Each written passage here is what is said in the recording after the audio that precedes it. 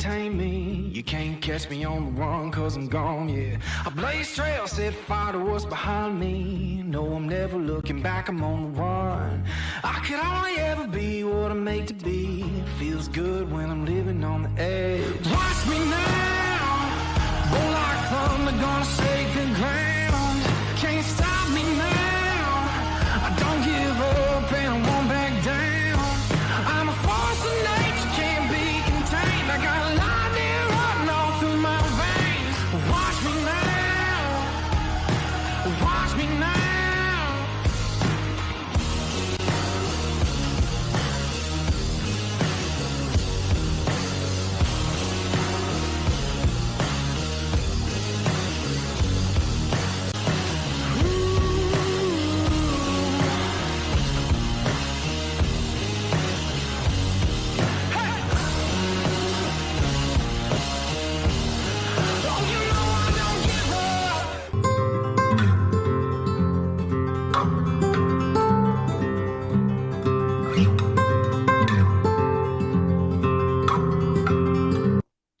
Hello, Mountaineers. I'm the Wolfman, Dale Wolfley, and this is the WolfMan's call for the Baylor Bears review for football 2022 versus the mighty Mountaineers. And I can say mighty because they're now back to 500, and we're happy at least they won that game Thursday night because it was so needed.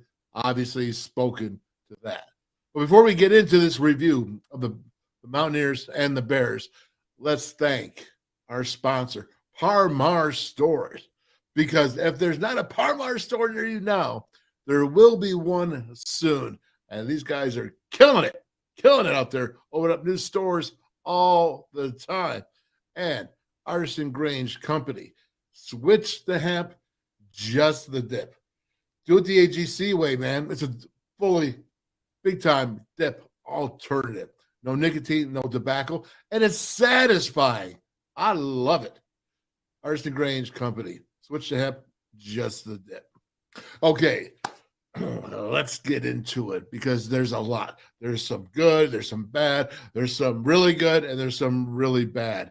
And then there's some awesome because the Mountaineers actually won the game, and they took care of business when they had to. And it certainly wasn't pretty the entire time. And they certainly have issues that they have to work out. But coming off of the Texas loss, I'll have to say it, they're fighting. There's plenty of signs in that game they could have given up and let the Bears win. Plenty of times, probably more than on one hand I can count. Probably. And they did not. And they fought. And I saw guys like Dante Stills out there fighting, man, just fighting for his team, fighting for the Mountaineers. And that just, man, I'll tell you that those Stills guys, man, all three of them, Pops and the two boys, tough as nails. Gotta love them as Mountaineers. And then you got to think about the rest of the team.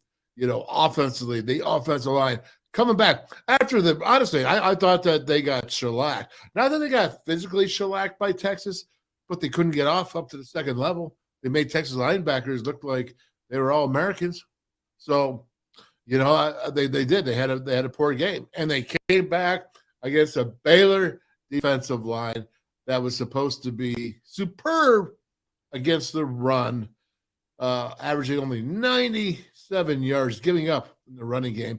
The Mountaineers, of course, had the 217. Woo! That gets me all giddy. I got all fired up about that offensive line.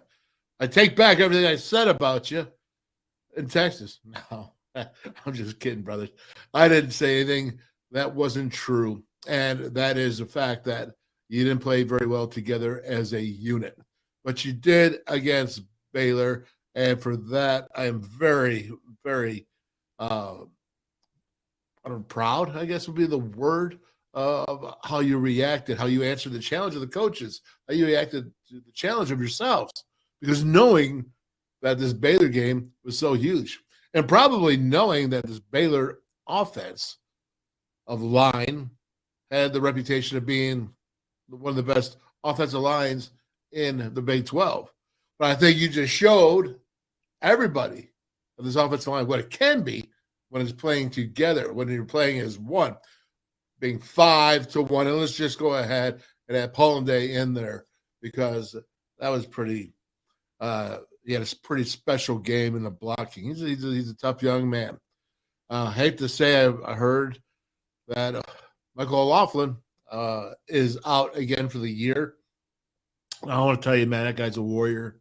He's a warrior. He's fought back from 2 previous season-ending injuries, and my heart goes out to him.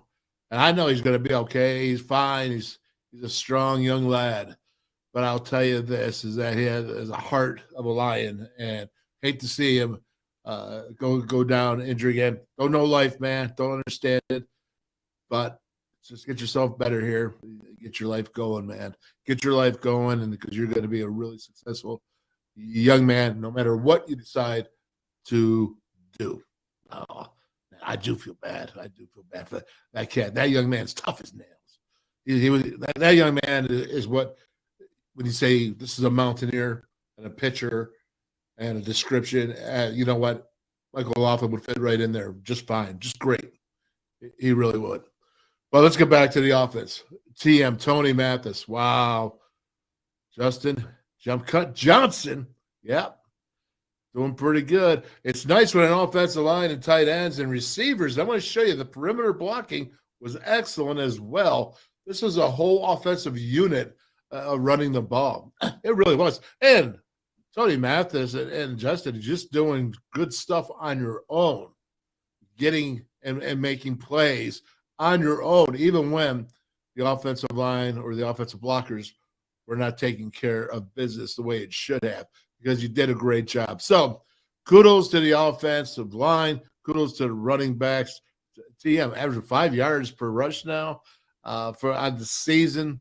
You know, CJ is coming back, and there's just a lot of good things, a lot of good signs for that offense. JT Daniels, I thought he threw some balls that were absolutely incredible. That one to Sam James. I'm still talking about it. I'm going to show you in the film. But it's just an amazing throw, an amazing shot, right in, perfect. Just dropping, just missing the defender, just getting inside the white lines to be able to do it, giving Sam a shot. Great catch by Sam James. Really like that. And thought that you came back with a strong game, Sam. And so I'm really happy with the offense. Special teams, I think they're playing hard. I really do. I think playing very, very hard. And obviously Casey Legg going 100%, game-winning kick, all the good stuff he's thinking about when he's doing that. I mean, you know, like I might be thinking about a steak or something. He's thinking about what's his mom doing. So whatever it takes. I don't care what you're thinking about, as long as that ball goes through the upright, man, and you're doing a great job, excuse me. And I would say this is that I gave you the Parmar player of the game from the WolfMan's call. If you follow that. Parmar Stores player of the game from the WolfMan's call, because you kicked the game-winning field goal. That was a thing of beauty. It really was nice to see the team finally take it down to the end of the game, in it, competing. You know, I was tweeting out there as hard as I could, encouragement. I mean, I'm not giving encouragement to nobody, but it makes me feel better. It makes me feel good. It makes me feel like I'm participating, because you know what? It is tough watching young brothers and watching the good, wanting to be out there to celebrate, watching the bad, get out there and say, hey, let's go. Let's fight. If it gets tough, you get tougher. And you know what? They did. And that is the coolest thing of all.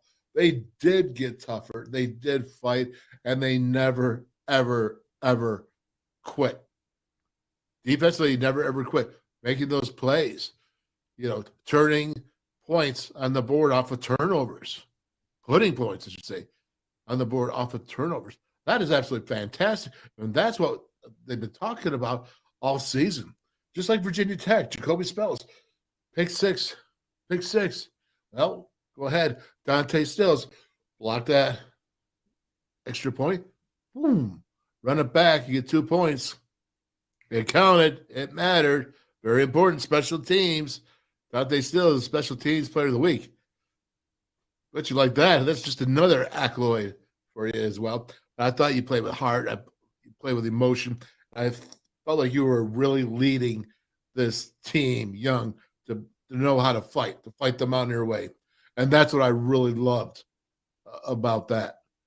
But getting to the defense, the box is tough. Lee Koba in there, Jordan Jefferson at nose guard, Sean Martin, Taj Halston, you got Jared Bartlett, you got Linnell Carr. Guys are playing pretty good. And it was nice to see Jasir Cox go ahead and get that 6 points off of the fumble.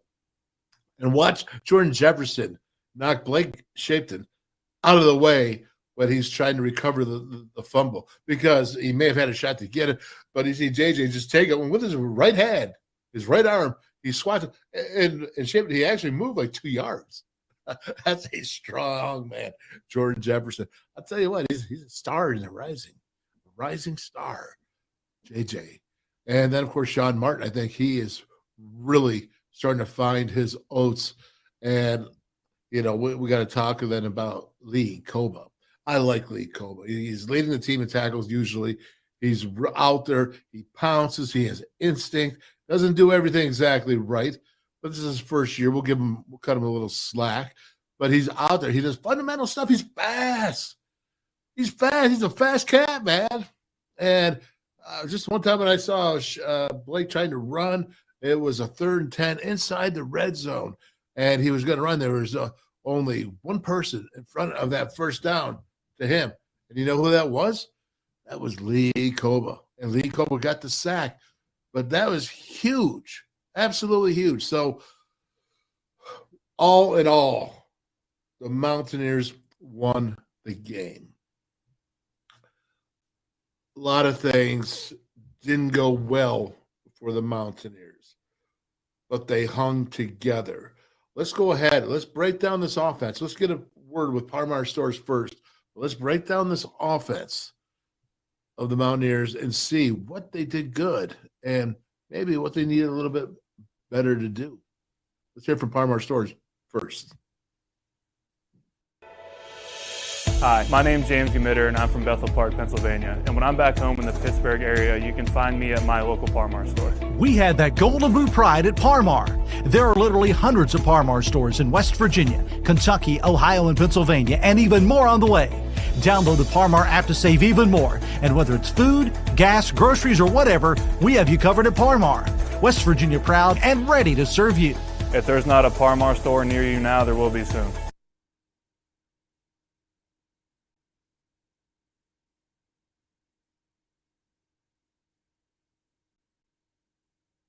Mountaineers being able to run against this mighty Baylor Bear running defense, who normally was giving up 97 yards per game on the run. Well, the Mountaineers shredded that with 217, 163 here by Tony Mathis.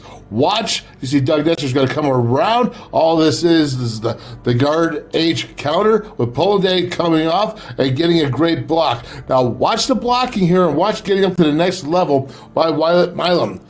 There you go. Look at that. That is excellent right there. Look at Wyatt right here. Everybody's hat on hat. Look at Polanday here. And how about BFW, Bryce Ford Wheaton right there. There you go. Now, Tony, what do? You make a miss, man. You make a miss. Look at this. Broken tackles.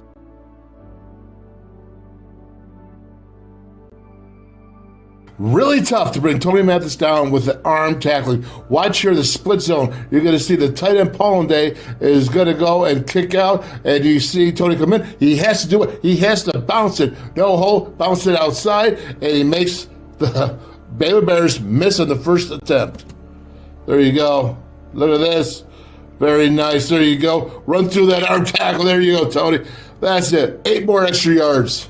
Look at this 3rd and 2. Tony's going to get the ball. But watch, as you see, Wyatt Miley on the left tackle and the center, Zach Frazier, get up to the second level here and block these linebackers. 3rd and 2, short yardage situation, critical down. This is how you go ahead and win it. Look at that, look at the split zone. Polonday blocks out, kicks out. Very nice. Let's run it again. Slow motion. Look at that. Right there. Hat on hat. Everybody here. 3rd and 2. Guess who wins it? The Mounties win it, baby.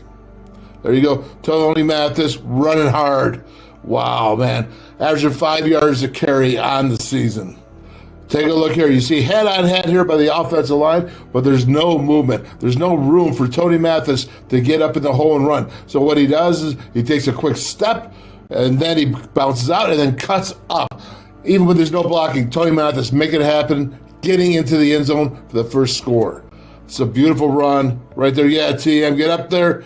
Nice cut, decisive, quick initial reaction. And watch this again. You're going to see a guard H power. And when you see the power, you're going to see the guard pull around Nestor, and Polonday is going to pick up his blocker. After you see the motion, I like that, the misdirection going on. You see nice blocking. Wow, look at that. Now, look right here. Preston Fox coming down. You talk about blocking downfield. That's what we're talking about. Perimeter blocking from the wide receivers. And once again, look at the offensive line, and you see big Wyatt Milam going ahead and picking up the backers. Hat on hat. Tony makes the move, beats that one defender, and who says he doesn't got the speed to get it to the end zone? That's a home run, baby.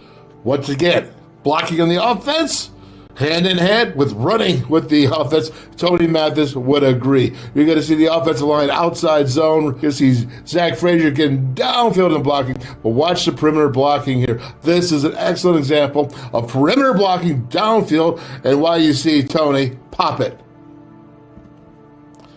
Look at that.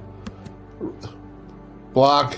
Gonna block here. Watch Zach Frazier running down the field so this guy lineman can't get to Tony.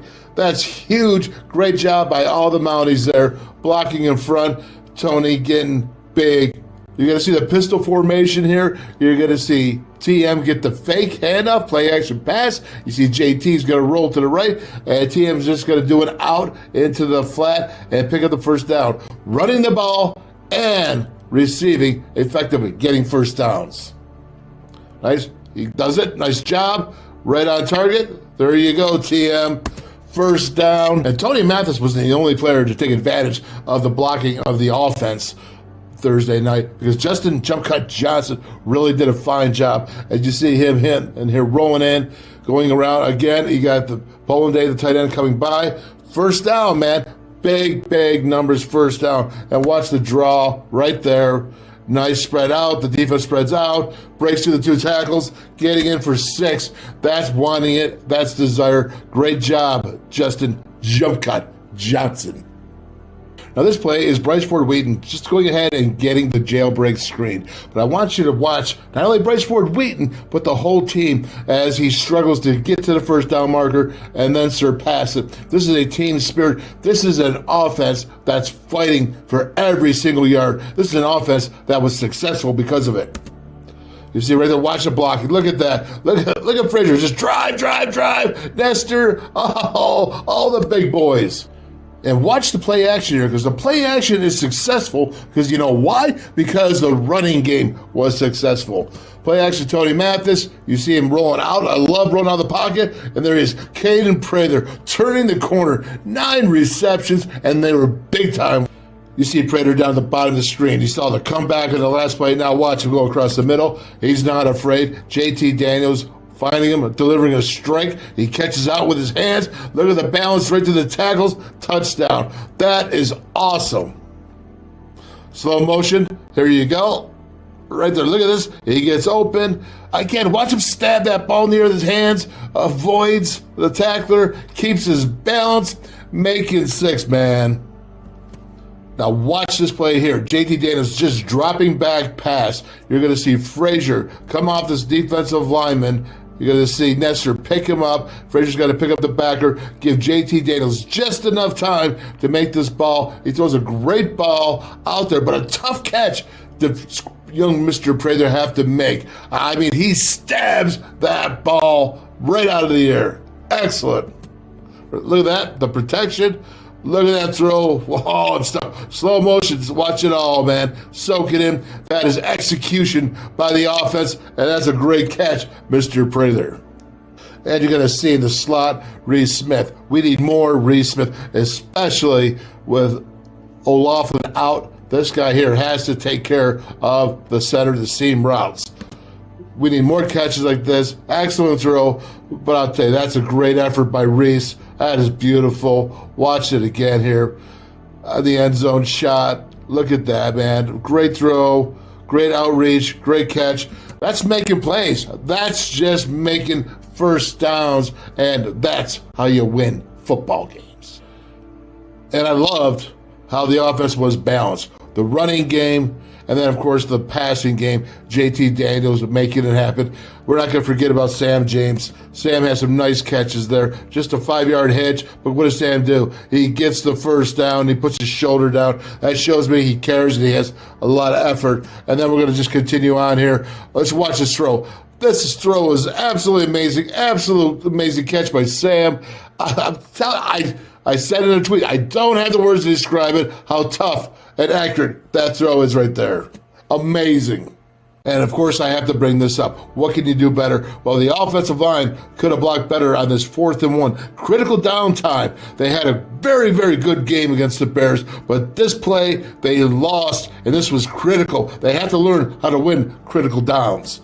Watch the push. The push of where? It's going sideways, and that's why TM doesn't have any room to run, because the offensive line is sideways instead of straight. Check it out, slow motion, sideways, no movement, no movement. So that was the offense out there, and they really put up the yards. They scored the points. They made some big plays. They made some critical first downs situations. They made some critical downs, moving those chains. And then you saw the times that they didn't. And that is something that they have to continue to work on, continue to stress.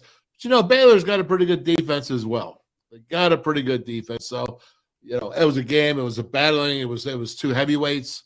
And this time the heavyweight, the Mountaineers came out. Man, they came out and they were strong. Strong. That's what everybody wanted to see. Not everybody was so upset about the bad things because of the good things. They just kept bouncing back. When bad things happened, they didn't look down. They didn't say, oh, no, again. They kept bouncing back.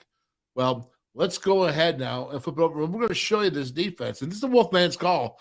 I'm going to call it like I see it. Here we go. Check it out. You're going to see Dante Stills up top here. Dante, way to play with a lot of effort, a lot of heart, man. A lot of teams are double teaming you and running away from you. But here you come through the outside shoulder, right through the offensive lineman. They're not going to block you on angles, not a chance. But I love the reaction after the tackle. There you go, Dante. Big TFL. Congratulations, tying the record of TFLs, soon to be broken. Watch you right through here, right through the shoulder.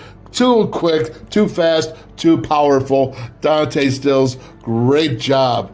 And how about a little icing to the cake? This night that you tied for most TFLs in program history, but you're going to block an extra point. That's run back for 2 points. There you go, right through. Yeah, great job. Great block. Jacoby Spells. I'll tell you, Jacoby Spells, yeah, he looks pretty fast right there, no doubt. But what I like about Jacoby Spells is he has a nose for the ball, and he scores points. That's his 2nd time he's reached the end zone for the Mountaineers in big victories. And this is a great example of opportunity football, opportunity to score points. Jasir Cox recovers the fumble and takes it all the way back for 6. But watch what happens here. As you can see, the Mountaineers are applying pressure. Koba's blitzing. And again, wow, look at that. He drops the ball, shaping, and there goes Jasir Cox for the touchdown. Take a look at the end zone shot. Watch JJ here. He's going to push the quarterback away after he fumbles the ball. You got to like this. You see a press, Shapen fumbles the ball. JJ, he pushes him away so he can't recover it. That's complimentary football on one side of the ball. There are certain players in the field that you like to watch because they're very active. And for me, Lee Koba is one of them. You're going to see here that Shapen's going to try to avoid the rush, and he's going to get picked in the sack. This is down there now. This is in the red zone. This is a big sack by Lee Koba. He gets out. He's feeling the pressure. Jordan almost got it, but there he is, Koba making the hit. That's a huge play, and that's just Lee Koba being active and stopping them on 3rd and long. And making the most of your opportunities is important for this defense, who have not had that many turnovers. But you're going to watch here, Aubrey Burks comes up and makes a great hit, great tackle, and there's the Mountaineers scrim. Look, they're fighting for the ball. They're fighting. Now watch this. I want you to see Dante Stills. Mr. Senior, he's leading it. He's like, yeah, that's the way to do it. Watch this tackle here. Great job. He gets in there, Aubrey Burks, and he causes the fumble. Collision with the ball. That's turnovers. That's what this defense needs, and that's a great job, Aubrey, but you're not done yet. Here's the key for the Mountaineers. You have to put pressure on the opposing quarterbacks with this young defensive secondary. You have to put pressure, have to have them make bad decisions. Right, there's the pressure. Nice job by McLaurin. And then you go Aubrey Burks. Hey, that's a pick. That's another turnover. This is red zone. This is 2nd and 2 on the 4-yard line. So that means that this whole defense here has got to play really tight, really tight. Well, it looks pretty loose to me because these guys are on a stun here. These have to fill over here, these fellas. Watch what happens. There's nobody there. Nobody. Oh, yes. And watch the slow motion. You got to cover all the holes being right here. That's too easy. That's not what this defense is capable of. This defense is capable of doing a whole lot better than that. Since Texas, the Mountaineer secondary has been exposed. The Mountaineers gave up 421 yards in the passing game. Way too much. And you're going to see here on this simple screen to the running back, he's going to go ahead, and he's going to score a touchdown. That's 39 yards right there, all on open misfield tackles. Watch the play action to the screen. He's going to run down the sidelines. Missed tackle, missed tackle, missed tackle. 3 missed tackles down the line. And Lance Dixon's too late to get there before the end zone. Slow motion. You're going to see right there, not getting there. Overrunning it, not getting there. Arm tackles. Arm tackles don't cut it in Power 5. I just want to point this out because I feel like this is a real issue of Mountaineers not defending against the tight end. It's way too easy. You're going to see the fake play action. He rolls out, and there's the tight end on the boot action, wide open, getting a ton of yards. Let's take a look at the next play here. Play action once again. What do you see? You see the tight end right in the middle. You got to track the tight end. I said in the pregame last week, you got to Sims right here off of the split zone.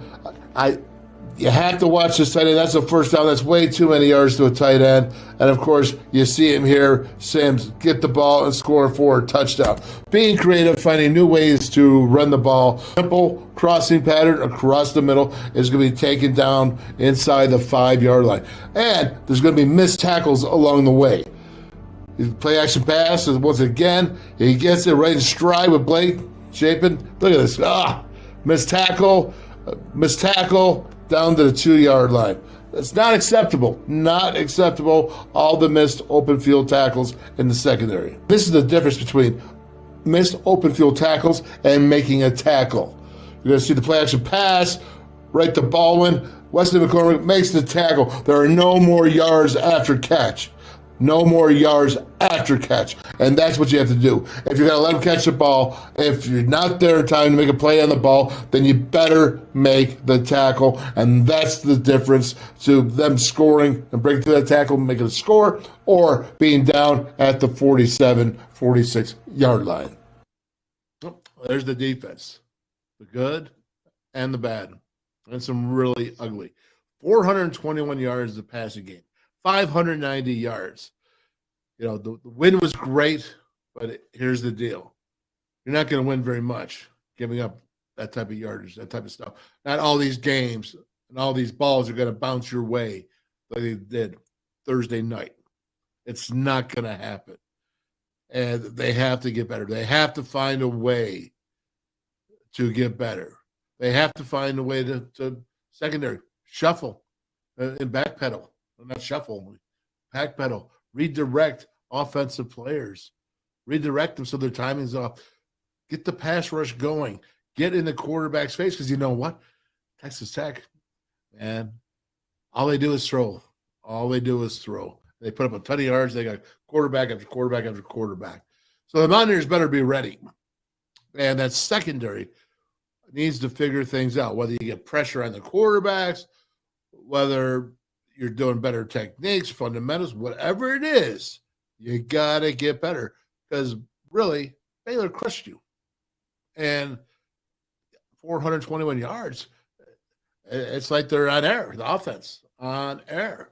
Now, I thought the defensive box did pretty good. They got to a couple times. Probably could have used some more pressure, but that's tough when there's always that play action pass, that running game. And the Mountaineers did hold them down below their average, a little bit of their average. But again, that play action hurts you because they still had established the run to some degree. And I thought that the secondary really it's a battle, man. It's about, you're under fire. I know it. Hey, I know you're out there, man. You're out by yourself, and you're doing it. You're young, Jacoby Spells. I know, man. It's okay. Get better. Get better. It's not okay to miss open field tackles. I just showed it. It's like, when we miss open field tackles, we're giving up 50 more yards, 40 more yards, 30 more yards, 20 more yards. What happens if you make that tackle like I showed? Make that tackle, and the defense has another down. You might get a turnover on that down. Something good might happen. But when you give those open field tackles, and all they do is run another 20 yards for a touchdown. I mean, that screenplay is a simple screenplay.